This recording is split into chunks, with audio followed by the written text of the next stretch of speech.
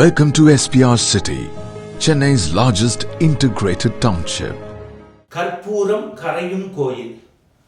கற்பூரம் கோயில்ல கரையுதா என்னன்னு பாக்குறீங்களா? முதல்ல உங்க கண் முன்னாடி வாரியார் சாமியை கொண்டு வாங்க.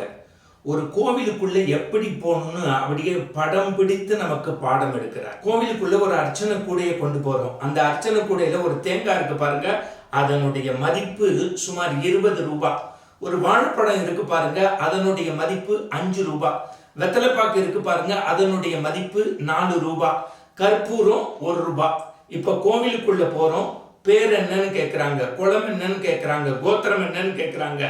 அர்ச்சனை பண்ணி முடிச்சோன்னு இந்த 20 ரூபாய் நான் தான் ரொம்ப ஆணவமா பேசிச்சுல, அந்த தேங்காவை மட்டார்னு உடைக்கிறாங்க. 20 ரூபாய் தேங்காய் மண்டை உடப்பட்டுருச்சு. அர்ச்சனை பண்ண போனவருடைய குழந்தை பசி பசி பசின்னு துடிச்சிச்சு. சிவாச்சாரியார் கிட்டக்க கூப்பிட்டு குழந்தையும் தெய்வமும் ஒண்ணுன்னு அந்த தோலை உரிச்சு படத்தை கொடுத்துட்டாரு. இப்ப 5 ரூபான்னு கண்மமா பேசினுச்சுல, 5 ரூபான்னு கண்மமா பேசினுச்சுல, அந்த வாழைப்பழத்தை தோலை உரிச்சுட்டாங்க. வாசல்ல டெய்லி கோயிலை சுத்தப்படுத்தி ஒரு அம்மா கோலம் போடும்ல, அதுக்கு பசி பிணிய போக்குறது வெத்தலை பாக்கு. சிவாச்சாரியார் இந்தா அப்படின்னு கொடுத்தோன்னா அந்த அம்மா வாங்கி உள்ள உள்ள உள்ள உள்ள தள்ளிடுச்சு. இப்ப 4 ரூபான்னு சொன்ன வெத்தலை பாக்கு மாயமா காணாம போச்சு. 20 ரூபான்னு நான் தான் பெருமை பேசின தேங்காய் ஆணவத்துல மண்டை உடைஞ்சிச்சு.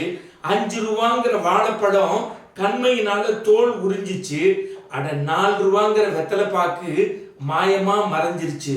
ஒத்த ரூபாய் கற்பூரம் அமைதியா இருந்துச்சு, பொறுமையா இருந்துச்சு. கர்ப்ப கிரகத்துல ஆச்சாரியார் நெருப்புல காமிச்சோன்ன கரைஞ்சிச்சு. வந்தவங்க எல்லாம் கிருஷ்ணா ராமா கோவிந்தா சிவ சிவ முருகா முருகான்னு கன்னத்துல போட்டாங்க. கோவிலுக்குள்ள போகும்போது ஆணவமா கண்மமா மாயமா இல்லாம இதயத்தை கற்பூரம் போல கரைச்சா கடவுள் நம் உள்ளத்தை நோக்கி வருவாரு, இல்லத்துல தங்குவாரு. சரிதானே?